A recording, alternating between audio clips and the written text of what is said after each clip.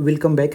इस वीडियो में solution chapter का एनसीईआरटी के हाइलाइट्स हम देखेंगे और ये चैप्टर बहुत ही इंपॉर्टेंट है। क्लास 12 के इस साल से बहुत सारे चैप्टर रिमूव हो चुके हैं, जैसे कि solid states, metallurgy, surface chemistry. तो अब जो बचे हुए चैप्टर हैं उससे और ज़्यादा स्टेटमेंट वाले क्वेश्चन आएंगे। और लास्ट ईयर नीट 2023 के अंदर इससे बहुत ही अच्छा एक इंसर्शन इंजन क्वेश्चन आया हुआ था, उसको हम आगे वीडियो में देख लेंगे। और इस चैप्टर के अंदर जितने भी इंसर्शन इंजन क्वेश्चन फ्रेम होंगे हम साथ साथ उसको देखते चलेंगे, और प्रीवियस ईयर क्वेश्चन जो भी आए हुए हैं उसको भी। ठीक है, तो चलो स्टार्ट करते हैं। सबसे पहले यहाँ पे दे रखा है, आप अपना एनसीईआरटी का बुक खोल के रख लो और साथ साथ आप भी हाईलाइट करते चलो। पहले यहाँ पे दे रखा है एलओवी के बारे में 3-4 एग्जाम्पल है, उसको देख लेते हैं। पहला है ब्रास। ब्रास जो है कॉपर और जिंक इन दोनों का मिक्सचर होता है। दूसरा यहाँ पे दे रखा है जर्मन सिल्वर। देखो नाम सुन के लगता है कि इसमें सिल्वर जो है कंपोजिशन में होगा, लेकिन ये जो है मिक्सचर होता है कॉपर, जिंक और निकल का। और जो आपके क्वेश्चन में अगर ये आएगा तो फर्स्ट ऑप्शन में ही सिल्वर दिया होगा, तो याद कर लो जर्मन सिल्वर ऐसा एलॉय होता है जिसमें सिल्वर नहीं होता। और ब्रोंज जो है ये मिक्सचर ऑफ होता है कॉपर और टीन। देखो इन्वायरमेंटल केमिस्ट्री चैप्टर के अंदर हमको फ्लोराइड के बारे में डिटेल में पढ़, ठीक है। और इंट्रावेनस इंजेक्शन, ऐसे इंजेक्शन जो कि हम डायरेक्ट अपने वेंस के अंदर लेते हैं उसको बोलते हैं इंट्रावेनस इंजेक्शन। उसका जो है कॉन्सेंट्रेशन होता है ये ब्लड से मैच करता है, तो ये भी इंपॉर्टेंट है कि इंट्रावेनस इंजेक्शन का हम लोग कॉन्सेंट्रेशन ब्लड के सिमिलर होता है। ठीक है, आगे यहाँ पे दे रखा है सोल्यूशन के बारे में। तो सोल्यूशन जो है ये होमोजेनस मिक्सचर होता है। ठीक है, होमोजेनस मिक्सचर क्या होता है कि इसका जो कंपोजिशन होगा और प्रॉपर्टीज़ होगा वो यूनिफॉर्म होगा थ्रू आउट द मिक्सचर। ठीक है, उस मिक्सचर के अंदर इसका कंपोजिशन और प्रॉपर्टीज़ यूनिफॉर्म होगा, ये इंपॉर्टेंट है। देखो सॉल्वेंट किसी भी सॉल्यूशन के अंदर अगर बाइनरी सॉल्यूशन है तो उसमें एक सॉल्यूट होगा, एक सॉल्वेंट होगा। सॉल्वेंट ही डिटरमाइन करता है कि फिजिकल स्टेट क्या होगा सॉल्यूशन का। जैसे यहाँ पे एनसीईआरटी में एक टेबल गिवन है, इसके अंदर टाइप्स ऑफ सॉल्यूशन दे रखा है, गैसियस सॉल्यूशन, लिक्विड सॉल्यूशन और सॉलिड सॉल्यूशन। यहाँ पे सॉल्यूट और सॉल्वेंट गिवन है, तो जो सॉल्वेंट का नेचर है वही सॉल्यूशन का नेचर है, तो ये आपको बहुत इंपॉर्टेंट है। और इसका एग्जाम्पल बेसिक एग्जाम्पल्स हैं, उसको याद कर लेना। ठीक है, अब आते हैं कॉन्सेंट्रेशन टर्म्स पे। तो ये बहुत इंपॉर्टेंट है, इससे हमेशा अच्छे अच्छे क्वेश्चन आते हैं कि देखो कॉन्सेंट्रेशन टर्म्स जो हैं दो टाइप के होते हैं, एक टेम्परेचर डिपेंडेंट, एक टेम्परेचर इंडिपेंडेंट। तो जो टेम्परेचर डिपेंडेंट होते हैं वो वॉल्यूम रिलेटेड होते हैं, यानी कि किसी भी कॉन्सेंट्रेशन टर्म में अगर वॉल्यूम आ रहा है तो फिर टेम्परेचर चेंज करने से वॉल्यूम चेंज होगा, तो फिर उस कॉन्सेंट्रेशन टर्म का वैल्यू भी चेंज होगा।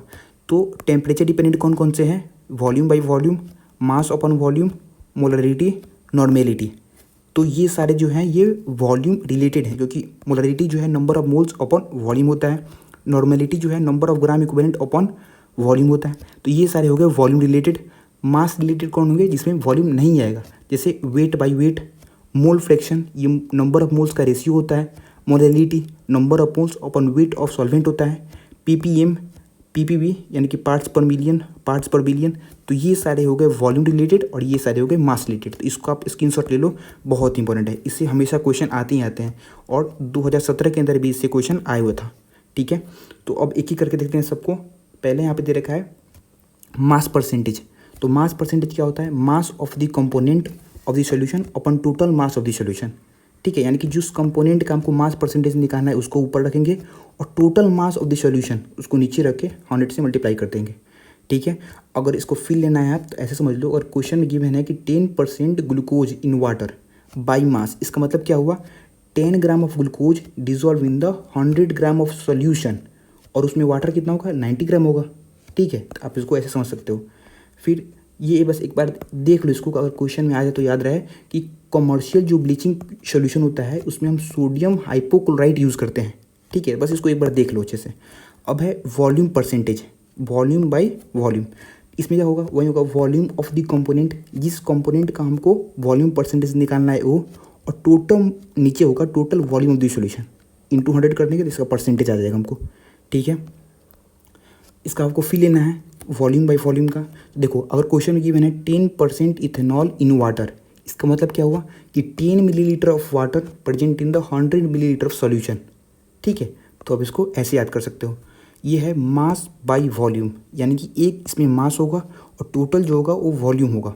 जैसे हम इसको ऐसे बोल सकते हैं कि 10 ग्राम, अगर क्वेश्चन में गिवन है 10% इथेनॉल मास बाई वॉल्यूम, इसका मतलब ये हुआ 10 gram ethanol in 100 millilitre of solution.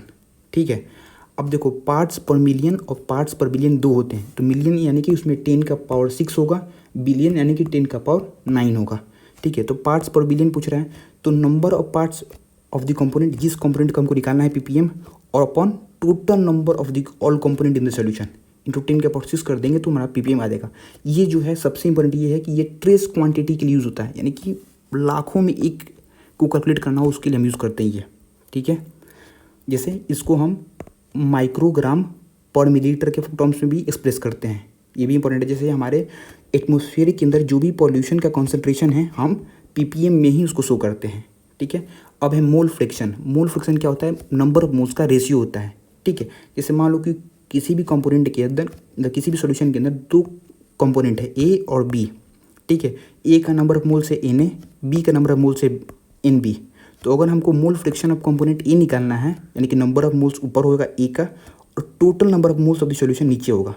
उसी तरह से हमको बी का निकालना होता तो N B upon N A plus N B होता, ठीक है।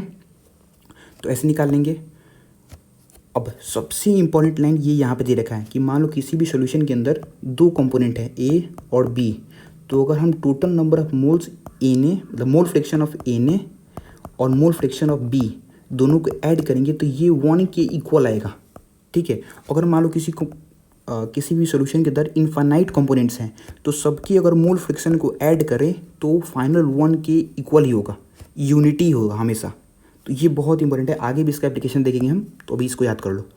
देखो ये यहाँ पे क्वेश्चन दे रखा है, बेसिक से क्वेश्चन है कि 10% दे रखा है C2H6O2 यानी कि इथाइल ग्लाइकोल, इसका बाई मास परसेंटेज दे रखा है। मोल फ्रैक्शन क्या होगा हमको ये कैलकुलेट करना है।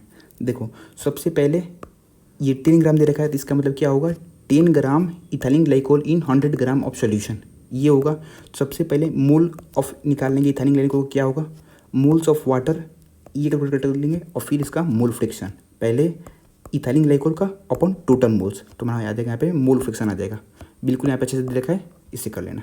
आगे यहाँ पे दे रखा है मोलरिटी। मोलरिटी क्या होता है?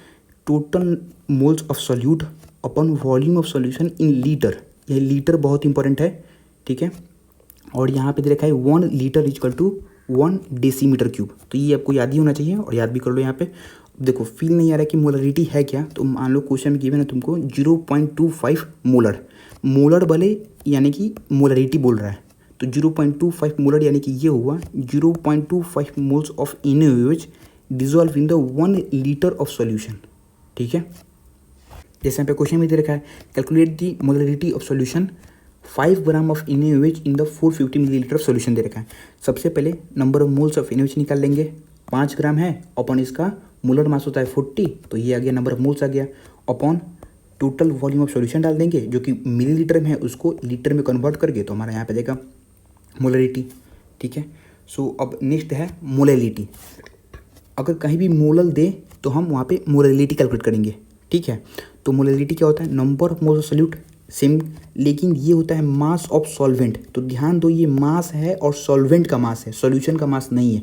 और क्वेश्चन में गिवन है तुमको 1 मोलर, ठीक है। कोई भी सॉल्यूशन है, मान लो कि 1 मोलर ऑफ KCl बोल रहे हैं यहाँ पे, इसका मतलब ये हुआ कि 1 mole of KCl dissolve in the 1 kg of water, 1 kg of solution नहीं 1 kg ऑफ वाटर, ठीक है। देखो तो जो मैंने स्टार्टिंग में बताया था यहाँ पे कि mass percentage, ppm, mole fraction, molality, ये सारे टेम्परेचर इंडिपेंडेंट होते हैं, आ गया ना ये। तो ये सारे क्योंकि इसमें वॉल्यूम नहीं है तो ये टेम्परेचर इंडिपेंडेंट हो गए, और मोलैलिटी ये टेम्परेचर डिपेंडेंट होता है क्योंकि इसमें वॉल्यूम इंक्लूडेड होता है। तो जो भी वॉल्यूम वाले हैं वो टेम्परेचर डिपेंडेंट होंगे और मास वाले जो हैं वो नहीं होंगे। तो यहाँ पे बहुत ही अच्छा असर्शन जो क्वेश्चन आ जाएगा कि मोलैलिटी जो है असर्शन में दे देगा कि is a function of temperature. Reason क्या होगा? क्योंकि इसमें वॉल्यूम है और वॉल्यूम जो है टेम्परेचर पे डिपेंड करता है, ठीक है। नेक्स्ट यहाँ पे एक क्वेश्चन दे रखा है कि molality of 2.5 gram of ethanoic acid in 75 gram of benzene क्या होगा।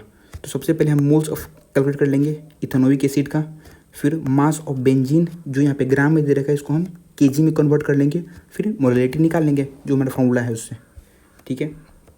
सो नेक्स्ट यहाँ पे अब आता है सोल्युबिलिटी वाला टॉपिक, ये बहुत ही इंपॉर्टेंट है। इससे बहुत ही सिंपल तो है लेकिन कन्फ्यूजिंग भी है। अगर आप ध्यान नहीं दोगे कि कहाँ पे गैसेस दे रखा है कहाँ पे लिक्विड दे रखा है, फिर आप कन्फ्यूज हो जाओगे। तो शब्द पे ध्यान देना, कहाँ पे गैसेस है कहाँ पे लिक्विड है। सोल्युबिलिटी का डेफिनेशन क्या है? Solubility of substance is the maximum amount, यानी कि किसी भी सॉल्यूशन के अंदर किसी भी कंपोनेंट का मैक्सिमम अमाउंट कितना डिजॉल्व हो सकता है एट स्पेसिफिक टेम्परेचर, उसको बोलते हैं सोलबिलिटी। सोलबिलिटी जो है वो डिपेंड करता है सॉल्यूट पे, सॉल्वेंट पे, टेम्परेचर पे और प्रेशर पे।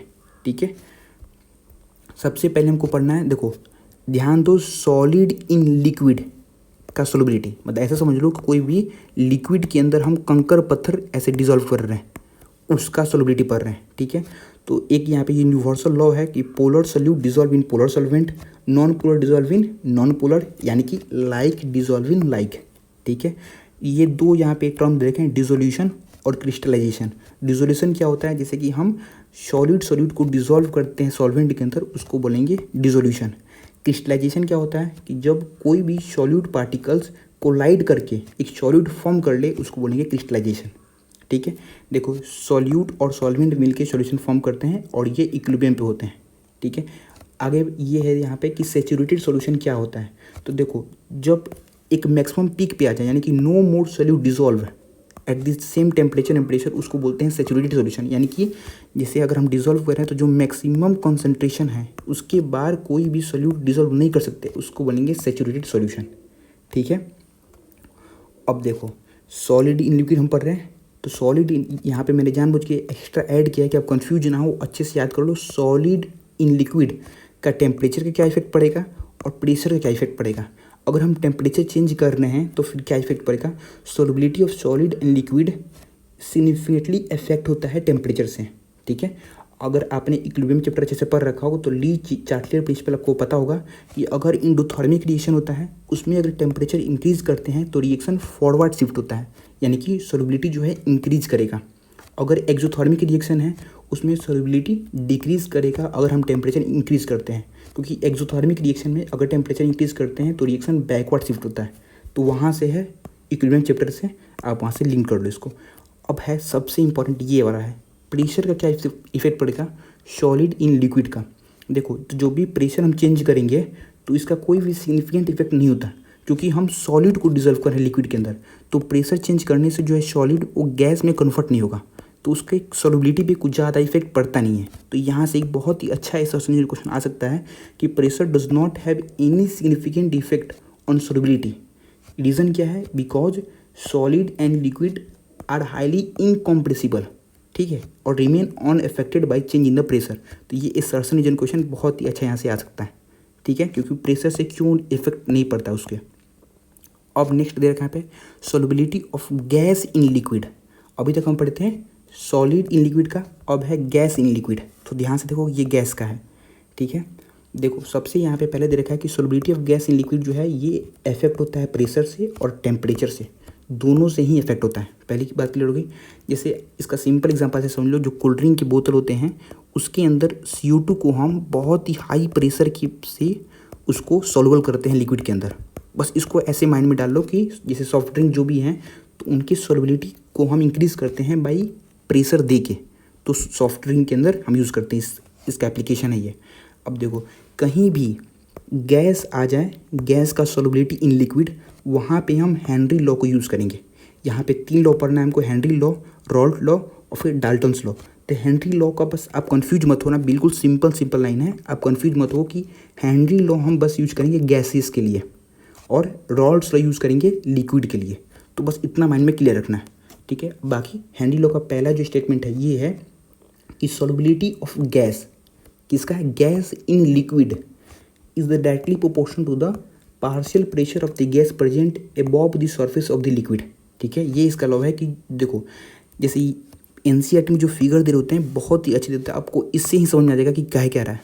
यहाँ पे पहले एक ही वेट लगा हुआ है और यहाँ पे 3 वेट लगा हुआ है, यानी कि जब हम प्रेशर इंक्रीज कर रहे हैं तो देखो सॉल्युबिलिटी भी इंक्रीज कर रहा है।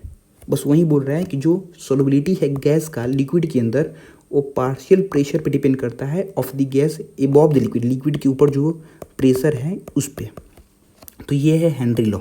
ठीक है, फिर डाल्टन्स ने सेम कंक्लूजन पे आए थे और जो फाइनल स्टेटमेंट है ये है कि mole fraction of the gas in the liquid solution is proportion to the partial pressure of the gas over the solution. यानी कि जो भी मोल फ्रैक्शन है ऑफ गैस वो प्रोपोर्शन है partial pressure of the gas पे। जैसे इसको हम ऐसे लिख सकते हैं कि जो partial pressure of the gas है ये प्रोपोर्शन है मोल फ्रैक्शन के और यहाँ पे अगर हम कोई कांस्टेंट ऐड कर दें तो मस्त ये इक्वेशन बन जाएगा P = KH × X। और ये KH क्या है, ये है हेनरी कांस्टेंट। इसके बारे में बात करेंगे। अगर इस इक्वेशन को हम y = mx से लिंक्ड कर दें तो ये एक स्ट्रेट लाइन ग्राफ बन जाएगा। ठीक है, जो P है ये पार्शियल प्रेशर y एक्सिस पे चला गया, जो x है इसको आप जीटा भी बोल सकते हो, x भी बोल सकते हो, ये मोल फ्रैक्शन है, ये x एक्सिस पे आ गया। और जो इस ग्राफ का स्लोप होगा, ये इंपॉर्टेंट है, जो ग्राफ का स्लोप होगा ये हेनरी कांस्टेंट होगा। इसको अपने बुक में ऐड कर लो, ये हेनरी कांस्टेंट है जो इसका स्लोप है। ठीक है, अब देखो यहाँ पे 3-4 रिलेशनशिप दिए हुए हैं, बहुत इंपॉर्टेंट है, इसको ध्यान से देख लो, स्क्रीनशॉट इसका ले लेना, बहुत इंपॉर्टेंट है। पहला यहाँ पे दे रखा है different guys have different KH value eight the same temperature, यानी कि सेम टेम्परेचर पे अलग अलग गैस का अलग अलग KH वैल्यू होता है। इसका मतलब ये हुआ, जो फाइनल स्टेटमेंट है कि KH जो है वो नेचर ऑफ गैस पे डिपेंड करता है। हम आगे देखेंगे इसको टेबल में। फिर नेक्स्ट जो स्टेटमेंट है कि higher the KH value lower the solubility of the gas, जितना ही ज़्यादा KH का वैल्यू होगा उतना ही कम सोलबिलिटी होगा, यानी कि KH जो है सोलबिलिटी से इन्वर्सली रिलेटेड है, पहला स्टेटमेंट। दूसरा स्टेटमेंट ये है कि KH वैल्यू जो है ये इंक्रीज करता है विथ इंक्रीज इन टेम्परेचर। अगर हम टेम्परेचर इंक्रीज करेंगे तो KH का भी वैल्यू इंक्रीज करेगा, यानी कि KH और टेम्परेचर जो है डायरेक्टली रिलेटेड है। ठीक है, नेक्स्ट दे रखा है solubility of the gas. Solubility of the gas ये increase with decrease in temperature, यानी कि सोलबिलिटी और टेम्परेचर का जो है इन्वर्स रिलेशन है। अगर टेम्परेचर हम कम करेंगे तो सोलबिलिटी इंक्रीज करेगा। ठीक है, और लास्ट जो है ये है कि सोलबिलिटी जो है डायरेक्टली प्रोपोर्शनल होता है प्रेशर के। सोलबिलिटी बढ़ाएंगे अगर प्रेशर बढ़ेगा, तो जैसे अभी हम सॉफ्ट ड्रिंक के अंदर देखे हुए हैं। ये एक NCERT के अंदर टेबल दे रखा है, इसको याद करने की जरूरत नहीं है, बस इसको ऑब्जर्व कर लो क्या रहा है कि अगर जो है हम गैस चेंज कर रहे हैं सेम टेम्परेचर के ऊपर, तो जो KH का वैल्यू है वो चेंज कर रहा है, यानी कि जो KH जो है वो नेचर ऑफ गैस पे डिपेंड करता है। पहला स्टेटमेंट ये है। और दूसरा यहाँ पे ये ऑब्जर्व हो रहा है कि अगर हम टेम्परेचर इंक्रीज कर रहे हैं तो KH का वैल्यू भी इंक्रीज कर रहा है और गैस सेम है। तो जैसे यहाँ पे N2 गैस है, टेम्परेचर हम इंक्रीज किए तो KH का वैल्यू भी इंक्रीज किया। तो ये जो सेकेंड रिलेशनशिप है ये यहाँ पे दे रहा है, तो बस इसको ऑब्जर्व कर लो, इतना ही है इसमें। पे बहुत अच्छा दे रखा है कि aquatic species are more comfortable in cold water rather than in warm water, क्योंकि अगर हम टेम्परेचर इंक्रीज करेंगे तो सोलिडिटी ऑफ गैस जो है वो डिक्रीज करेगा। यानी कि देखो ऑक्सीजन जो है जितना ही टेम्परेचर कम होगा उतना ही ज़्यादा उसमें ऑक्सीजन डिजोल्व होगा, उतना ही जो मछलियाँ होंगी उसमें कंफर्टेबल होंगी।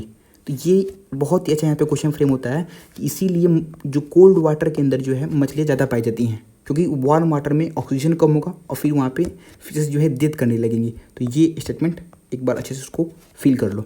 देखो तो अगर हम हेनरी लॉ को फाइनल कंक्लूड करेंगे तो ये बोलेंगे कि pressure of the gas on the surface of the liquid directly proportional होता है मोल fraction of the gas in the liquid solution. ठीक है, बस ये ध्यान रखो कि यहाँ पे गैस के लिए बोल रहा है। ठीक है, हेनरी लॉ जो है वो गैस इन लिक्विड उसके लिए एप्लीकेबल है। अब आगे जो है यहाँ पे हेनरी लॉ का 2 एप्लीकेशन दे रखा है, वो भी इंपॉर्टेंट है। पहला एप्लीकेशन है जो कि हम लोग सॉफ्ट ड्रिंक के अंदर यूज़ करते हैं CO2 की सोलिबिलिटी इंक्रीज़ करने के लिए हाई प्रेशर पे।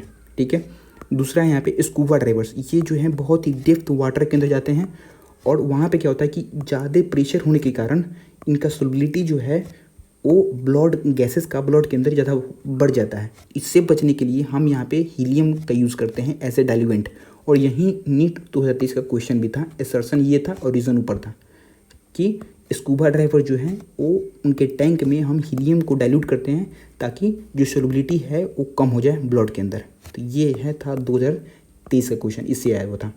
नेक्स्ट है यहाँ पे कि हाई एल्टीट्यूड पे जो पार्शियल प्रेशर होता है ऑक्सीजन का ये कम हो जाता है and that the ground level. ठीक है, तो इसीलिए क्या होता है कि low blood oxygen causes climbers, मतलब होता है कि हाई एल्टीट्यूड पे जो है पार्शियल प्रेशर कम होता है तो फिर ऑक्सीजन जो है ब्लड में कम डिजोल्व होता है। इसलिए जो क्लाइमर्स होते हैं जो उस पर पहाड़ पे चढ़ते हैं उनको एनॉक्सिया हो जाता है क्योंकि ऑक्सीजन की कमी हो जाती है। नेक्स्ट है देखो यहाँ भी मैंने खुद से यहाँ पे लिख रखा है कि आप कंफ्यूज ना हो कि गैस इन लिक्विड का सोलिबिलिटी टेम्परेचर से क्या इफेक्ट होता है। सो अगर हम solubility of gas in liquid जो है डिक्रीज करेगा विथ राइज इन टेम्परेचर बढ़ाएंगे तो सोलिबिलिटी गैस का कम होगा। इसीलिए मछली जो है कोल्ड वाटर में सर्वाइव करती हैं। और ली चार्टेड प्रिंसिपल को हम फिर से यूज़ करें यहाँ पे, तो अगर एक्सोथर्मिक रिएक्शन है और टेम्परेचर हम इंक्रीज़ करेंगे तो रिएक्शन बैकवर्ड शिफ्ट होगा और सोलिबिलिटी डिक्रीज़ करेगा। ठीक है, तो ये था यहाँ पे। अब नया टॉपिक यहाँ से स्टार्ट हो रहा है कि vapour pressure of liquid solution. तो देखो जो रॉल्स लॉ है यहाँ से स्टार्ट होता है। वेपर प्रेशर पहला है लिक्विड इन लिक्विड का, ठीक है। तो रॉल्स लॉ का जो हम पहले इसको समझते हैं कि है क्या, तो इसका जो स्टेटमेंट ये है कि for a solution of non volatile solute, ठीक है। देखो partial vapour pressure of each component of solution is directly proportional to the mole fraction of the solution. यानी कि जो भी पार्शियल प्रेशर है वो डायरेक्टली प्रोपोर्शनल होता है mole fraction present in the solution, ठीक है। जैसे देखो यहाँ पे ये रिलेशन आ जाएगा इसका कि पार्शियल प्रेशर डिपेंड करता है मोल फ्रिक्शन पे। अगर यहाँ पे हम कोई कांस्टेंट यूज़ कर लें जैसे पी नॉट, तो पी नॉट क्या है, ये है vapour pressure of pure component. देखो समझ में नहीं आ रहा है आपको, देखो तो अभी आगे आएगा तो वहाँ पे हम दिखा देंगे इसको कि जो पी नॉट है ये प्योर वेपर प्रेशर है ऑफ कंपोनेंट 1 का, और P1 जो है ये है वेपर प्रेशर विथ कुछ सॉल्यूट के साथ, ठीक है। तो जो यहाँ पर रिलेशन ये आता है P1 equal to P01 into X1, ठीक है। और जो P2 होगा, जो partial pressure of second component, ये होगा P02 इंटू X2, ठीक है। तो यहाँ पे हम दोनों कंपोनेंट का पार्शियल प्रेशर निकाल लिए। और डाल्टन्स लॉ ये बोलता है कि जो टोटल पार्शियल प्रेशर होता है वो सारे कंपोनेंट के पार्शियल प्रेशर को ऐड करने से मिलता है। यानी कि अगर किसी सॉल्यूशन में 2 कंपोनेंट है तो जो टोटल पार्शियल प्रेशर होगा इन दोनों को ऐड करने से मिलेगा, ठीक है, P1 और P2 को। तो P1 का फिर क्या होगा, P01 X1, P2 का क्या होगा, P02 X2। फिर हम आगे ही पढ़ के आए थे कि किसी भी सॉल्यूशन के अंदर अगर 2 कंपोनेंट है 1 और 2, दोनों के मोल फ्रैक्शन को अगर हम ऐड करेंगे तो ये 1 के इक्वल होगा, यानी कि यूनिटी के इक्वल होगा। बस उसको हम पुट कर देंगे तो बहुत अच्छा सा ये रिलेशन आ जाएगा। और बहुत सारे न्यूमेरिकल्स इससे आते हैं, इसको अच्छे से याद कर लेना। तो इससे क्या कंक्लूजन होगा कि हम टोटल वेपर प्रेशर को 1 मोल फ्रैक्शन से रिलेट कर सकते हैं, पहला। दूसरा भी यही है कि टोटल, जैसे इस क्वेश्चन के अंदर हम टोटल वेपर प्रेशर को एक ही कंपोनेंट, जो कंपोनेंट 2 है, उसके मोल फ्रैक्शन से फाइंड कर सकते हैं। और depending on the vapour pressure, इससे हम ये एक ग्राफ बनाते हैं, बहुत इंपॉर्टेंट ग्राफ है। देखो अगर आइडियल सोल्यूशन है, अभी हम नेक्स्ट टॉपिक पढ़ेंगे आइडियल नॉन आइडियल सोल्यूशन, उसके अंदर ये है कि वेपर प्रेशर और मोल फ्रिक्शन का जो ग्राफ होता है,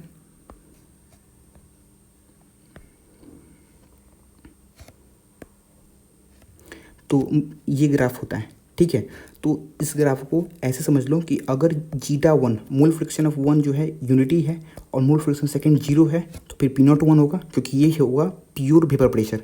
अगर जीटा1 जो है 0 है, जीटा2 जो है 1 है, तो ये होगा pure vapour pressure of component 2। तो इस ग्राफ को बस एक बार देख लो, आप कुछ इसमें याद नहीं करना है, बस एक बार, ठीक है। अब देखो यही है रॉल्स लॉ का फाइनल, जो आप कैसे इसको याद कर सकते हो, ये है कि पार्शियल प्रेशर, ठीक है, ये क्या होगा, mole fraction in the liquid phase into pure vapour pressure, ठीक है। बस ये ध्यान दो कि ये लिक्विड फेज के लिए है और यहाँ पे हम प्योर वेपर प्रेशर इनटू करते हैं। जो डाल्टन्स लॉ होगा उसमें ये होता है कि partial pressure mole fraction in the vapour phase, और यहाँ पे पी टोटल इनटू करते हैं। ये हमको स्टेट्स ऑफ मैटर के अंदर पढ़ना है और ये हमको सॉल्यूशन के अंदर पढ़ना है। तो बहुत ही इसमें कन्फ्यूजन होता है। आप यहाँ पे इसका स्क्रीनशॉट ले लो अच्छे से, और ये याद कर लो कि लिक्विड फेज में हम रॉल्स लॉ यूज़ करते हैं और वेपर फेज में डाल्टन्स लॉ यूज़ करते हैं, और इसमें पी टोटल इनटू करते हैं, और ये पी नोट होता है प्योर वेपर प्रेशर, ठीक है। जैसे यहाँ पे एनसीईआरटी में दे भी रखा है कि जो डाल्टन्स लॉ है उससे हम वेपर प्रेशर वेपर फेज में कैसे कैलकुलेट करते हैं, तो mole fraction in vapour phase into P total into करते हैं, ठीक है। तो इसको अच्छे से आप समझ लो, नोट कर लो इसको। नेक्स्ट यहाँ पे दे रखा है कि जो पार्शियल प्रेशर होता है ये हो गया हेनरी लॉ से और ये हो गया रॉल्स लॉ से, और दोनों को हम इक्वेट कर सकते हैं अगर KH जो है पी नोट के इक्वल हो जाए, दोनों सेम ही हो जाएगा। तो यहाँ पे एनसीईआरटी में दे रखा है। नेक्स्ट है सॉलिड इन लिक्विड। अभी हम जो पढ़े थे ये था वेपर प्रेशर इन लिक्विड का, अब है सॉलिड इन लिक्विड।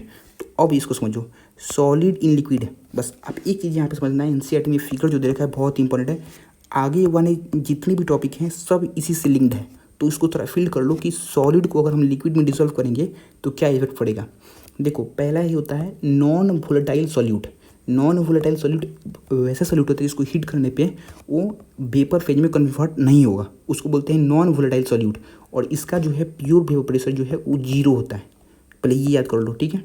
जब उसको हम किसी भी सॉल्यूशन में ऐड करेंगे तो वेपर प्रेशर जो है वो डिक्रीज़ करता है। क्यों डिक्रीज़ होगा, देखो एनसीईआरटी में यहाँ पे इतना दे रखा है, मैं आपको सिंपल बताता हूँ हुआ क्या। ये है प्योर सॉल्वेंट, तो इसका जो वेपर प्रेशर होगा, मैं ऊपर एक्सप्लेन नहीं कर पा रहा था, यही है पी नॉट। यहाँ पे कोई भी दूसरा कोई सॉल्यूट नहीं है, तो इसका प्योर जो वेपर प्रेशर है इसको बोलेंगे पी नॉट। ठीक है, अब यहाँ पे क्या होगा कि ये सारे हम यहाँ पे नॉन वोलेटाइल सॉल्यूट ऐड कर दिए, तो इसके कारण से क्या होगा कि इसका जो सरफेस है ये कवर हो गया, इसके कारण इसका जो प्योर वेपर प्रेशर होगा वो कम हो जाएगा। अब इसको बोलेंगे पी नॉट 1, और ये था पी नॉट, ये प्योर था, अब ये इम्प्योर हो गया, तो इसको बोलेंगे पी नॉट 1। ठीक है, तो यही है दोनों में डिफरेंस, समझ में आ गया। ठीक है, तो यहाँ पे पी नॉट 1 जो है ये कम होगा पी नॉट से, क्योंकि ये प्योर वेपर प्रेशर है, और ये जो है सॉल्यूट जो आगे नॉन वोलेटाइल उसके कारण ये कम हो गया, तो यहाँ पे यही दे रखा है। So decrease in the vapour pressure of the solvent depends upon the quantity of non volatile solute. जितना ही ज़्यादा हम ये नॉन वोलेटाइल सॉल्यूट ऐड करेंगे उतना ही ज़्यादा इसका वेपर प्रेशर डिक्रीज करेगा। ठीक है, सो ये है फाइनल जो दे रखा डेफिनेशन रॉल्स लॉ का, कि रॉल्स लॉ जो है for any solution partial vapour pressure of each volatile component in the solution is directly proportional to the mole fraction, जो कि हम 3-4 बार इसको अच्छे से पढ़ लिए। देखो ये यहाँ पे अगर आप इसको बना सकते हो रॉल्स लॉ पे, P equal to P naught X, ठीक है, या जीटा बोल लो, Y equal to M X इसको लिंक कर देंगे, तो प्रेशर यहाँ पे जाएगा, मोल फ्रैक्शन यहाँ पे जाएगा, और जो स्लोप होगा ये देगा vapour pressure of pure solvent. इसको आप एक बार अच्छे से देख लो। ठीक है, अब बताए हमारा सबसे इम्पॉर्टेंट, सबसे इजी आइडियल और नॉन आइडियल सोल्यूशन। इससे इतने क्वेश्चन आए हुए हैं कि क्या बताया जाए। ठीक है, पहला होता है आइडियल सोल्यूशन। आइडियल सोल्यूशन वो है जो कि रॉल्स लॉ को ओबे करता है हमेशा, मतलब बहुत ही ओबीडियंट बच्चा है, कभी इसको नहीं नकारेगा। ठीक है, तो ये होगा आइडियल सोल्यूशन। यहाँ पे दो दे रखे हैं कि डेल्टा एच मिक्सचर 0 होगा, डेल्टा वी मिक्सचर 0 होगा। इसका मतलब क्या हुआ, देखो यानी कि डेल्टा एच मिक्सचर 0 है, यानी कि कोई हीट ना ही एब्जॉर्ब होगा ना ही इवॉल्व होगा जब इसको हम मिक्स करेंगे। ठीक है, तो किसी भी सोल्यूशन के अंदर जो भी हम कंपोनेंट को ऐड कर रहे हैं, तो ना ही कोई हीट ऑब्जॉर्व होगा ना ही कोई इवॉल्व होगा, तो delta H mixture 0, delta we mixture 0, यानी कि जो टोटल वॉल्यूम है वो इक्वल होगा sum of the volume of the two components. जो भी दो कंपोनेंट है उसके वॉल्यूम ऐड करो, टोटल वॉल्यूम के इक्वल होगा, चेंजेज कुछ नहीं होगी। और जो ए बी इंट्रैक्शन होगा वो ए और बी इंट्रैक्शन के इक्वल होगा। ये है इसका एग्जाम्पल सबसे इंपॉर्टेंट है। देखो मैं आपको यहाँ पे ये भी बताऊँगा कैसे इसको याद करना है। देखो आइडियल सोल्यूशन है, यानी कि दोनों बिल्कुल सिमिलर होंगे, एन हेक्सेन इन हेप्टेन, इसमें 6 कार्बन इसमें 7 कार्बन, ब्रोमो इथेन क्लोरोइथेन, ठीक है, बिल्कुल सिमिलर है। बेंजीन टॉलिन, बेंजीन में बेंजीन रिंग है, टॉलिन में 1 कार्बन ज़्यादा है और बेंजीन रिंग भी है। CCl4 HiCl4, मिथेनॉल इथेनॉल, तो बिल्कुल सिमिलर वाले जो है आइडियल सोल्यूशन, उसको आप ऐसे याद कर लो। अब जो है नॉन आइडियल सोल्यूशन, ये 2 टाइप के होंगे, पॉजिटिव डेविएशन, निगेटिव डेविएशन। और ये जो नॉन आइडियल सोल्यूशन है ये रॉल्स लॉ को ओबे नहीं करते हैं। ठीक है, इसमें अगर इसका वेपर प्रेशर इंक्रीज करता है इसको बोलेंगे पॉजिटिव डेविएशन, अगर ये वेपर प्रेशर डिक्रीज करता है इसको बोलेंगे नेगेटिव डेविएशन। ठीक है, अभी हम पढ़ते हैं पॉजिटिव डेविएशन। पॉजिटिव डेविएशन में क्या होगा कि जो ए बी इंट्रैक्शन है ये कम होगा ए बी इंट्रैक्शन से। और इसके एग्जांपल जो है ये दे रखे हैं, इथेनॉल एसीटोन, इथेनॉल और वाटर, इथेनॉल प्लस CL4, ये भी इंपॉर्टेंट है। देखो ये ग्राफ इंपॉर्टेंट है, पॉजिटिव डेविएशन का ये ग्राफ है, निगेटिव डेविएशन का ये ग्राफ है। ठीक है, तो आप इस दोनों को अच्छे से देख लो कि पॉजिटिव और निगेटिव में क्या डिफरेंस है। और आइडियल का हमने ऊपर देख लिया था। निगेटिव डेविएशन, देखो इसमें एक चीज़ बहुत इंपॉर्टेंट है, एग्जाम्पल तो इंपॉर्टेंट है ही, बस अब ये देख लो कि इसमें जो ए बी इंट्रैक्शन होता है इसमें हाइड्रोजन बॉन्ड होता है। ठीक है, बाकी में नहीं होगा।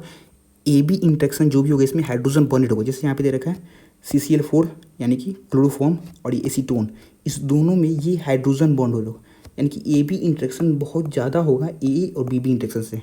पहला हो गया, जैसे यहाँ पे देख लो फिनॉल और एनिलीन, तो यहाँ पे हाइड्रोजन और ये लोन पेयर, इसमें हाइड्रोजन बॉन्डिंग को जो कि NCERT में यहाँ पे दे भी रखा है। तो जो भी हाइड्रोजन बॉन्डेड है उसमें निगेटिव डेविएशन होगा। जैसे देखो जो भी पोलर प्रोटिक सॉल्वेंट है जैसे HI HNO3 H2SO4, इन सब में हाइड्रोजन बॉन्ड होगा और इसके कारण सब ये निगेटिव डेविएशन शो करेंगे। ठीक है, तो इसको आप याद कर लो अच्छे से। अब इसके स्क्रीनशॉट ले लो। अब यहाँ पे दे रखा है एजियोट्रॉपिक मिक्सचर। देखो सबसे बेस्ट ये चीज़ है, इससे एग्जामिनर का सबसे फेवरेट है इससे क्वेश्चन तो आते ही आते हैं। देखो पहले बात कि ये बाइनरी मिक्सचर के लिए हम यहाँ पे एक्सप्लेन कर रहे हैं। क्या होता है कि वेपर फेज और लिक्विड फेज में सेम कंपोजिशन होता है, पहले पॉइंट इंपॉर्टेंट है। दूसरा कि एजियोट्रॉपिक मिक्सचर किसको बोलेंगे, जिसका बॉइलिंग पॉइंट कांस्टेंट होता है। अभी हम देखेंगे, ठीक है। जैसे देखो मान लो कि ए और बी किसी सॉल्यूशन में दो कंपोनेंट है, दोनों का इनिशियली बॉइलिंग पॉइंट डिफरेंट था, लेकिन दोनों को मिक्स करने के बाद इनका बॉइलिंग पॉइंट सेम हो गया, तो इसको बोलेंगे एजियोट्रॉपिक मिक्सचर। अब जब बॉइलिंग पॉइंट सेम हो गया तो फिर इसको हम सेपरेट नहीं कर सकते, तो इसको हम फ्रैक्शनल डिस्टिलेशन सेपरेट नहीं कर सकते। ये सबसे इंपॉर्टेंट लाइन है कि एजियोट्रॉपिक मिक्सचर को हम फ्रैक्शनल डिस्टिलेशन से सेपरेट नहीं कर सकते। क्यों नहीं कर सकते? क्योंकि बॉइलिंग पॉइंट तो सेम ही हो गया और उनको फिर डिफ़िकल्ट है। देखो दो टाइप के होते हैं, मिनिमम बॉइलिंग एजियोट्रॉप और मैक्सिमम बॉइलिंग एजियोट्रॉप, ठीक है। पहला हम लेते हैं मिनिमम बॉइलिंग एजियोट्रॉप। मान लो मैंने खुद से यहाँ पर नोट किया है, मेरे टीचर ने एक्सप्लेन किया था, बहुत ही ईजी मेथड है। ए और बी, ए का मान लो कि अगर बॉइलिंग पॉइंट 90 डिग्री सेल्सियस है, बी का जो है 80 डिग्री सेल्सियस है, दोनों को मिक्स करने से जो मेरा सॉल्यूशन का बॉइलिंग पॉइंट हुआ वो 60 डिग्री सेल्सियस है। तो इस कंडीशन में इसका जो है बॉइलिंग पॉइंट कम हो गया 90-80, लेकिन फाइनल जो सॉल्यूशन का है वो 60 है, तो कम होने से इसको बोलेंगे minimum boiling azeotrope. Boiling point कम हो गया तो मिनिमम बॉइलिंग एजियोट्रॉप, और मिनिमम के उल्टा यहाँ पे होगा पॉजिटिव डेविएशन, ठीक है। ये सारे सॉल्यूशन जो है पॉजिटिव डेविएशन शो करेंगे। दूसरा यहाँ पे है ए और बी, ठीक है, इसका भी 90 डिग्री और 80 डिग्री बॉइलिंग पॉइंट है, और अगर फाइनल सॉल्यूशन का बॉइलिंग पॉइंट 100 हो जाए तो इसको बोलेंगे मैक्सिमम बॉइलिंग एजियोट्रॉप, क्योंकि जो फाइनल है वो इंक्रीज करके बॉइलिंग पॉइंट, और इसको बोलेंगे निगेटिव डेविएशन। एग्जाम्पल्स जो है ये दे रखा है, मिनिमम बॉइलिंग एजियोट्रॉप का है इथेनॉल वाटर मिक्सचर, ठीक है, और जो पॉजिटिव डेविएशन का है वो है नाइट्रिक एसिड और वाटर है, जो कि लार्ज निगेटिव डेविएशन है, और मैक्सिमम बॉइलिंग एजियोट्रॉप का एग्जांपल है ये। तो मिनिमम बॉइलिंग एजियोट्रॉप का एग्जांपल और मैक्सिमम बॉइलिंग एजियोट्रॉप का एग्जांपल इंपॉर्टेंट है। तो इसके बाद अब इसका पार्ट 2 शुरू हो रहा है, कोलिगेटिव प्रॉपर्टीज़। ये बहुत ही अच्छा पार्ट है, इससे बहुत ही स्कोरिंग है, इसको अच्छे से करके जाना। देखो पहले तो देख लेते हैं कि 4 कोलिगेटिव प्रॉपर्टीज़ कौन कौन से हैं। पहला है relative lowering vapour pressure, second है depression in the freezing point, third है elevation in the boiling point, और फोर्थ है ऑस्मोटिक प्रेशर, ठीक है। पहले देखो कोलिगेटिव प्रॉपर्टीज़ है क्या। तो ऐसे प्रॉपर्टीज़ जो कि नंबर ऑफ सॉल्यूट पे डिपेंड करते हैं, कितने सॉल्यूट पार्टिकल्स हैं, जैसे कि 10 है, 1000 हैं, उस पे डिपेंड करते हैं, उसको बोलते हैं कोलिगेटिव प्रॉपर्टी। ये जो है नेचर पे डिपेंड नहीं करते, यानी कि जितने भी पार्टिकल्स हैं वो काले हैं, गोरे हैं, उस पर डिपेंड नहीं करेंगे, लेकिन कितने हैं, 10 है, 1000 है, उस पर डिपेंड करेंगे, उसको बोलेंगे कोलिगेटिव प्रॉपर्टीज़, ठीक है। और vapour pressure of the solution decrease when non volatile solute. अब हम पढ़ के आए हैं कि जब भी हम कोई भी नॉन वोलेटाइल सॉल्यूट, देखो आप नॉन वोलेटाइल सॉल्यूट को कंकर मान लो, ठीक है, पत्थर टाइप से, तो जब भी हम ऐड करते हैं तो वेपर प्रेशर जो है डिक्रीज करता है, हम डिटेल में पढ़ के आए हैं, तो उसको बोलेंगे रिलेटिव लोडिंग में वेपर प्रेशर। तो अब एक एक करके डिटेल में पढ़ते हैं। पहला जो है रिलेटिव लोडिंग में वेपर प्रेशर। देखो अभी हमने क्या पढ़ा था कि एक कोई प्योर सॉल्वेंट है, इसमें कोई भी सॉल्यूट पार्टिकल्स नहीं है, तो उसका वेपर प्रेशर क्या होगा, P0 होगा, जैसे P0 1 होगा। लेकिन अगर यहाँ पे मैंने ब्लू से डॉट जो दिखाया हुआ है ये है यहाँ पे नॉन वोलेटाइल सॉल्यूट, तो अगर वो यहाँ पे ऐड कर देंगे तो वेपर प्रेशर जो है डिक्रीज़ कर जाएगा, और इसको बोलेंगे P1, और ये है फाइनल वेपर प्रेशर। तो इनिशियल जो है ज़्यादा था और फाइनल जो है कम हो गया, तो ये हुआ वेपर प्रेशर डिक्रीज़ कर गया यहाँ पे, क्योंकि नॉन वोलेटाइल सॉल्यूट हमने ये जो ब्लू ब्लू पत्थर दिख रहा है ये हमने डाल दिया। तो ये था relative lowering the vapour pressure. तो वेपर प्रेशर क्या होगा फाइनल, सो P0 1 जीटा 1, क्योंकि P0 1 इनिशियल था और जीटा 1 इंटू करने के बाद P1 फाइनल हो गया, ठीक है। और वेपर प्रेशर डिक्रीज कैसे हुआ, क्योंकि हमने नॉन वोलेटाइल सॉल्यूट ऐड कर दिया। देखो अभी से लेके 1 जहाँ पे हम लिखें वो सॉल्वेंट को रिप्रेजेंट करेगा NCERT में, और 2 जहाँ भी लिखा हुआ है उस नॉन वोलेटाइल सॉल्यूट को रिप्रेजेंट करेगा, जैसे आप स्टोन मान लो, ठीक है। तो जो फाइनल इससे फॉर्मूला ड्राइव होता है ये है, पहले कि P1 जो है फाइनल है, तो चेंज कितने का हुआ वेपर प्रेशर का, तो P0 1 माइनस P1, तो ये चेंज आ गया। तो चेंज अपॉन इनिशियल कितना था, P0 1 था, सो ये हुआ। तो इसको जो सॉल्व करेंगे तो आ जाएगा मेरा कि रिलेटिव लोडिंग वेपर प्रेशर हुआ कितना है। तो अभी तक आपने अगर चैनल सब्सक्राइब नहीं किया तो प्लीज़ कर लो, बहुत ही इसमें वीडियो बनाने में मेहनत लगता है, ठीक है। So relative lowering the vapour pressure is equal to the mole fraction of the solute. देखो आपको जो भी क्वेश्चन आएंगे इस टॉपिक से बस इसको अच्छे से समझ लो कि कैसे ये आ गया। ये है चेंज अपॉन इनिशियल और ये है मोल फ्रैक्शन ऑफ सोल्यूट जिसको हम 2 से रिप्रेजेंट कर रहे हैं। ठीक है, जो क्वेश्चन हमेशा गिवन होगा ये होगा कि सोल्यूट बहुत ही कम होगा सॉल्वेंट के मुकाबले। ठीक है, सोल्यूट तो जैसे कंकर पत्थर में डालें तो बहुत कम होगा, पानी बहुत ज़्यादा होगा, तो इसको हम ऐसे भी लिख सकते हैं। जब यहाँ पे N1 बहुत ज़्यादा है N2 से, तो फिर इसको हम ऐसे भी लिख सकते हैं। ठीक है, तो ये फॉर्मूला बस इसको याद कर लो, सारे क्वेश्चन इसी से आने वाले हैं। और इसका अच्छे से फॉर्मूला लिस्ट मैंने टेलीग्राम चैनल पर अपलोड कर दिया है, वहाँ से देख लेना इसको। ठीक है, सेकेंड है elevation in the boiling point. पहला इंपॉर्टेंट है कि बॉइलिंग पॉइंट है क्या। तो बॉइलिंग पॉइंट क्या होता है कि ऐसे टेम्परेचर जब vapour pressure of solute equal हो जाए एटमॉस्फेरिक प्रेशर के। ठीक है, तो सोल्यूशन का वेपर प्रेशर एटमॉस्फेरिक प्रेशर की इक्वल हो जाए, उसको बोलते हैं कि हाँ ये बॉइलिंग पॉइंट पे पहुंच चुका है अपने। ठीक है, देखो the vapour pressure of the solvent decrease in the presence of non volatile solute. पहले मान लो कि पानी था, ठीक है, अब हमने उसमें कंकर पत्थर डाल दिए तो उसका बॉइलिंग पॉइंट तो इंक्रीज़ कर गया ना, क्योंकि पानी को तो बॉयल करना बहुत इजी है, लेकिन अब वो पत्थर को बॉयल करना मुश्किल है। तो जब हम नॉन वोलेटाइल सोल्यूट ऐड करते हैं तब बॉइलिंग पॉइंट इंक्रीज़ करता है। ठीक है, क्योंकि वेपर प्रेशर जो है वो डिक्रीज़ कर गया। ये ग्राफ बहुत ही अच्छा देखा NCERT में। इस ग्राफ से आपको बहुत ही कन्फ्यूजन दूर हो जाएगा सब कुछ। देखो ये था इनिशियल बॉइलिंग पॉइंट, जब हमने नॉन वोलेटाइल सोल्यूट ऐड कर दिया सोल्यूशन के अंदर तो बॉइलिंग पॉइंट ये हो गया। ठीक है, तो कोई पूछे कि elevation in the boiling point कितना हुआ, सो फाइनल माइनस इनिशियल। ठीक है, तो ये हुआ। अगर हम इसको ऐसे भी बोले तो जो elevation in the boiling point है वो मोलैलिटी के डायरेक्टली प्रोपोर्शन होगा। तो यहाँ पे अगर हम KB यानी कि KB को बोलते हैं हम लोग boiling elevation constant, molar elevation constant, ebullioscopic constant. ठीक है, तो ये फॉर्मूला में ड्राइव होगा delta TB equal to KB। M क्या है, मोलैलिटी ऑफ सोल्यूट है। ठीक है, और इससे आप ये भी फॉर्मूला ड्राइव कर सकते, लेकिन इतना ये इंपॉर्टेंट नहीं है, क्वेश्चन इससे नहीं आता, लेकिन एक बार इसको देख लो अगर ये भी इससे कुछ फॉर्मूला बेस्ड क्वेश्चन आ जाए तो। ठीक है, नेक्स्ट है तुम्हारा डिप्रेशन इन फ्रीजिंग पॉइंट। देखो पहले इंपॉर्टेंट है कि फ्रीजिंग पॉइंट है क्या। तो जब सॉल्यूशन का मतलब देखो a solution will freeze when, जब वेपर प्रेशर सॉल्यूशन का इक्वल हो जाए vapour pressure of the pure solid solvent, तब उसको बोलेंगे कि फ्रीज हो रहा है।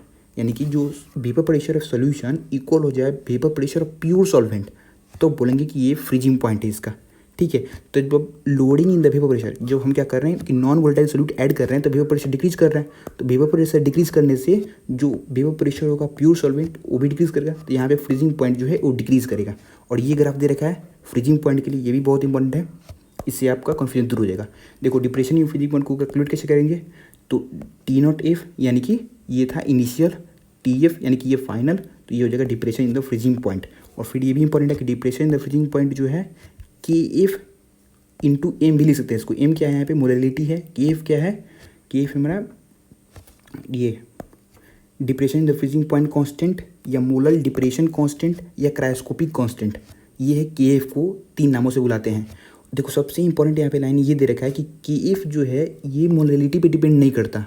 हाँ, चेंज जो depression in the freezing point है ये मोलैलिटी पे डायरेक्टली प्रोपोर्शन होता है, लेकिन KF नहीं होता। आगे इसका दे रखा है लाइन, मैंने यहाँ भी लिख रखा है इसको।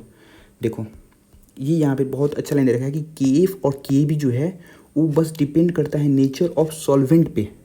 ठीक है, ये इसको मोलैलिटी से चेंज कुछ नहीं होगा। अगर आप सॉल्वेंट चेंज करोगे, जैसे वाटर लिए हो या बेंजीन लिए हो, तो KF और KB का वैल्यू डिफरेंट होगा, लेकिन उनकी मोलैलिटी पे डिपेंड नहीं करता, नेचर ऑफ सॉल्वेंट पे डिपेंड करता है KF और KB का वैल्यू। ये बहुत ही अच्छा लाइन है। ठीक है, जैसे यहाँ भी दे रखा है, ये टेबल देखो NCERT का, यहाँ पे सॉल्वेंट और चेंज कर रहे हैं तो KF और KB का वैल्यू भी चेंज कर रहे हैं। ठीक है, जैसे वाटर के लिए डिफरेंट है, क्लोरोफॉर्म के लिए डिफरेंट है, बेंजीन के लिए डिफरेंट है। ठीक है, तो ये टेबल से आपको ये भी बस वैल्यू इंपॉर्टेंट नहीं है, बस आप वाटर का याद कर लो कि KF का वैल्यू क्या होता है और KB का वैल्यू क्या होता है। ठीक है, मैंने यहाँ भी लिख रहा है KF और KB are independent of molality of the solute. ठीक है, सो नेक्स्ट है यहाँ पे मेरा ऑस्मोटिक प्रेशर और ऑस्मोसिस। देखो जैसे NCERT का जो डायग्राम दे रखा है, इससे आपको 100% क्लियर हो जाएगा कि है क्या। मान लो कि यहाँ पे एक मेरे फनल है, उसमें मैंने यहाँ पे कोई कंसनट्रेटेड सोल्यूट ऐड कर रखा है। ठीक है, और ये है सॉल्वेंट। तो होगा क्या कि सॉल्वेंट का वाटर जो है अंदर, क्योंकि ये कंसनट्रेटेड है, यहाँ पे ज़्यादा सोल्यूट के पार्टिकल्स हैं, तो वाटर जो है higher water potential to lower water potential जाएंगे। और ये यहाँ पे सेमी परमेबल मेम्ब्रेन है, ठीक है। तो सारे वाटर जो हैं, जब तक इन दोनों का वाटर पोटेंशियल सेम नहीं होता, वाटर जो है इस सॉल्यूशन के अंदर यानी कि फनल के अंदर जाएंगे, ठीक है। और जितना ये फनल के अंदर ये वाटर लेवल राइज करेगा, इसी को बोलेंगे ऑस्मोटिक प्रेशर। अब फिजिक्स के अंदर इसका फॉर्मूला हमको पढ़ना है, फ्लूइड मैकेनिक्स के अंदर ρGH होता है, जो कि आप वहाँ से पढ़ लेना, ठीक है। तो ये है इसका कि इस फिनोमेनन को बोलेंगे ऑस्मोसिस। जब वाटर जो है फनल के अंदर जा रहा है, इसको बोलेंगे ऑस्मोसिस। और इस प्रेशर को बोलेंगे ऑस्मोटिक प्रेशर, जो इसके कारण से हो रहा है, ठीक है। अब देखो वही है ऑस्मोसिस क्या है, this process of flow of solvent, उसको ऑस्मोसिस बोलेंगे। और ये ऑस्मोटिक प्रेशर क्या है, तो this pressure that just stop the flow of, जैसे हम यहाँ पे बताना है, देखो जैसे ये सॉल्यूशन है और ये सॉल्वेंट है, तो यहाँ पे जो है सॉल्यूट पार्टिकल्स होंगे, तो यहाँ पे वाटर पोटेंशियल कम है, तो वाटर जो है इस सेमी परमेबल मेम्ब्रेन से सॉल्वेंट से सॉल्यूट की तरफ आएगा, ठीक है। तो अगर हम यहाँ पे कोई अगर एक्स्ट्रा प्रेशर अप्लाई करें ताकि दोनों का ऑस्मोटिक पोटेंशियल सेम हो जाए और वाटर मूव ना करे, तो उस प्रेशर को बोलेंगे ऑस्मोटिक प्रेशर। यही लिख रखा है यहाँ पे लाइन कि this pressure that just stop the flow of solvent, ऐसा प्रेशर जिसपे कि जो ये फ्लो ऑफ सॉल्वेंट रुक जाए, उसको बोलेंगे ऑस्मोटिक प्रेशर, ठीक है। अब वही ऑस्मोसिस क्या होगा, ऑस्मोटिक प्रेशर जो है ऑस्मोसिस को प्रिवेंट करता है। और ये ऑस्मोटिक प्रेशर का फॉर्मूला क्या होता है, CRT। सी जो है यहाँ पे कॉन्सेंट्रेशन होता है, मोलरिटी, R हो गया रेट कांस्टेंट, और T हो गया मेरा टेम्परेचर यहाँ पे, ठीक है। अब देखो ये सबसे इंपॉर्टेंट लाइन यहाँ पे ये दे रखा है, देखो कितना इंपॉर्टेंट है। Measurement of osmotic pressure provide determining molar mass of the solute, यानी कि हम ऑस्मोटिक प्रेशर को कैलकुलेट करके किसी भी चीज़ का मतलब सॉल्यूशन के अंदर मोलर मास सॉल्यूट का बता सकते हैं। इसका बहुत ही इंपॉर्टेंस है प्रोटीन का, पॉलीमर का, बायोमोलिक्यूल्स का मोलर मास डिटरमाइन करने के अंदर, ठीक है। तो ये इस सर्सन क्वेश्चन बहुत ही अच्छा फ्रेम होता है, और ये हर एक टेस्ट में एलियन आकाश में पूछ लेता है इससे कि हम ऑस्मोटिक प्रेशर से क्या क्या कैलकुलेट कर सकते हैं। तो molar mass of protein, polymer, biomolecules का कैलकुलेट कर सकते हैं। देखो ये पूरा पैराग्राफ उसी को एक्सप्लेन किया हुआ है कि टेक्निक ऑफ ऑस्मोटिक प्रेशर से हम डिटरमाइन कर सकते हैं मोलर मास ऑफ सॉल्यूट, जैसे कि बायोमोलिक्यूल्स हो गया, पॉलीमर्स हो गया, ठीक है। अब देखो आइसोटोनिक, हाइपरटोनिक और हाइपोटोनिक 3 टाइप के सॉल्यूशन होते हैं। अगर दोनों के ऑस्मोटिक प्रेशर सेम है तो उसको बोलेंगे हम आइसोटोनिक। अगर हाइपरटोनिक, देखो जैसे ये आपको बायो के अंदर डिटेल में पढ़ना है, जो ट्रांसपोर्ट इन प्लांट चैप्टर है उसके अंदर डिटेल में ये पढ़ना है, ठीक है। हाइपरटोनिक सॉल्यूशन क्या हुआ, मान लो कि एक सॉल्यूशन है, उसके अंदर मैंने यहाँ पे जो यहाँ पे एनसीईआरटी की लाइन है मैं उसी को एक्सप्लेन कर रहा हूँ यहाँ पे। तो एक सेल रखा हुआ है, तो होगा क्या है कि सेल के अंदर जो सॉल्यूट है वो कम है और इसके अंदर ज़्यादा है जो सॉल्यूशन के अंदर, तो वाटर जो है वो बाहर की तरफ आएंगे और सेल जो है श्रिंक करेगा, तो इसको बोलेंगे हाइपरटोनिक सॉल्यूशन। हाइपोटोनिक सॉल्यूशन क्या होगा कि देखो अगर मेरे सेल के अंदर सॉल्यूट ज़्यादा है तो उसको मेंटेन करने के लिए इस कंटेनर से पानी अंदर जाएगा और यहाँ पे सेल जो है स्वेलअप कर जाएगा, बहुत फूल जाएगा, तो ये होगा हाइपोटोनिक सॉल्यूशन। वही है यहाँ पे हाइपरटोनिक और हाइपोटोनिक सॉल्यूशन, ठीक है।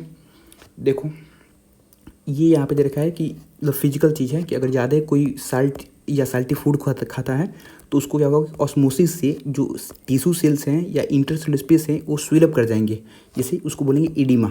हमको यहाँ पे जेनेटिक्स के अंदर इस डिजीज़ पढ़ना भी है, तो एडिमा हो जाएगा यानी कि स्वेलन बॉडी हो जाएगा, ठीक है। रिवर्स ऑस्मोसिस यानी कि RO जो हम वाटर प्यूरिफिकेशन में यूज़ करते हैं, इसका मेन एप्लीकेशन जो है उस सी वाटर को हम प्यूरिफाई करने में यूज़ करते हैं। होता है क्या है कि जैसे वाटर मूव करता है, अगर इसका हम लें तो वाटर मूव करना चाहिए था फ्रेश वाटर से साल्ट वाटर, क्योंकि साल्ट के अंदर ज़्यादा सॉल्यूट पार्टिकल्स है तो इसको मेंटेन करने के लिए, लेकिन यहाँ पे हम एक्स्ट्रा प्रेशर ऐड करेंगे और वाटर को साल्ट वाटर से फ्रेश वाटर रिमूव कराएंगे, तो ये होगा रिवर्स ऑस्मोसिस। ऑस्मोसिस का उल्टा हो रहा है यहाँ पे, तो वही direction of osmosis can be reversed if pressure is larger than the osmotic pressure is applied, ठीक है। वही है रिवर्स ऑस्मोसिस, इसी फिनोमेना बोलते हैं। और इसे मेरा ये सेमी परमेबल मेम्ब्रेन से होता है और वाटर यहाँ पे मेरा प्यूरिफाई हो जाएगा, ठीक है। अब है एबनॉर्मल मोलर मास। देखो होता ये है, यहाँ पे अब शुरू हो गया वेंट ऑफ फैक्टर कहानी। देखो जैसे कि मान लो आयनिक कंपाउंड को जब हम डिसॉल्व करते हैं वाटर के अंदर तो ये डिसोसिएट हो जाता है केटायंस और एनायन के अंदर। जैसे हम KCl को अगर सॉल्यूशन में डालें तो ये K+ और Cl- में डिसोसिएट हो जाएगा, ठीक है। तो होगा क्या यहाँ पे कि जैसे हम बोलें कोलिगेटिव प्रॉपर्टी डिपेंड करता है कि नंबर ऑफ पार्टिकल्स कितने हैं, 10 हैं कि 1000 हैं, ठीक है। तो हम तो डाले थे एक KCl, लेकिन अब कितने हो गए, 2 आयन हो गए, एक K+ और एक Cl-, तो इसको बोलेंगे, तो यहाँ पे हमारा कोलिगेटिव प्रॉपर्टी अब बढ़ गया, 1 से 2 हो गया, तो ये कोलिगेटिव प्रॉपर्टीज़ को चेंज करेगा। तो इसी को कैलकुलेट किया था वेंट ऑफ ने, और उन्होंने अपना इंट्रोड्यूस किया था वेंट ऑफ फैक्टर, उसको यहीं पढ़ेंगे। जैसे अगर हम यहाँ पे दे रखा है इथेनोइक एसिड का एग्जांपल दे रखा है, इथेनोइक एसिड को अगर हम डालें सॉल्यूशन के अंदर तो 2 इथेनोइक एसिड एक दूसरे से जुड़ जाएंगे, यहाँ पे एसोसिएशन होगा हाइड्रोजन बॉन्ड से, और हम डाले थे तो 2, लेकिन अब सॉल्यूशन के अंदर डाइमेराइज होके 1 प्रेजेंट हो गए, तो इसको बोलेंगे एसोसिएशन। और जो केसीएल कहानी था वो था डिसोसिएशन। तो जब भी डिसोसिएशन होगा तो वेंट ऑफ फैक्टर बढ़ जाएगा 1 से, जब भी एसोसिएशन होगा तो वेंट ऑफ फैक्टर 1 से कम हो जाएगा। फॉर एग्जांपल देखो, जैसे यहाँ पे एग्जांपल में मैं यहाँ पे ले रहा हूँ BaOH2, इसको जब हम सोल्यूशन के अंदर डालेंगे तो Ba+2 माइनस में कन्वर्ट होगा। तो अगर 1 मोल डाले हैं BaOH2 का, तो हमको 1 मोल Ba+2 और 2 मोल OH माइनस ऑब्टेंड होगा। यानी कि वेंट ऑफ फैक्टर कैसे कैलकुलेट करते हैं, total number of moles after dissociation association upon number of moles before association dissociation. तो टोटल नंबर ऑफ मोल्स कितने हो गए डिसोसिएशन के बाद, तो 3 मोल हो गए, लेकिन पहले कितने थे, 1 थे, तो 3/1, यानी कि यहाँ पे वेंट ऑफ फैक्टर 3 होगा अगर 100% डिसोसिएशन हो तो। इसी को हम लोग वेंट ऑफ फैक्टर कैलकुलेट करते हैं, ठीक है। और इस पर आप अच्छे से क्वेश्चन प्रैक्टिस जरूर कर लेना, क्योंकि इससे अच्छे क्वेश्चन आते हैं, ठीक है। तो अब जितने भी मेरे फॉर्मूला थे, elevation in the boiling point, depression in the freezing point, osmotic pressure, इन सब के फॉर्मूला में अब हमको ये वेंट ऑफ फैक्टर ऐड करना पड़ेगा, ठीक है। सो थैंक्स अ लॉट, पूरा चैप्टर कंप्लीट हो गया अच्छे से। तो अगर अच्छा लगा हो तो प्लीज़ चैनल को सब्सक्राइब कर देना और अपने दोस्तों में इसको शेयर करो।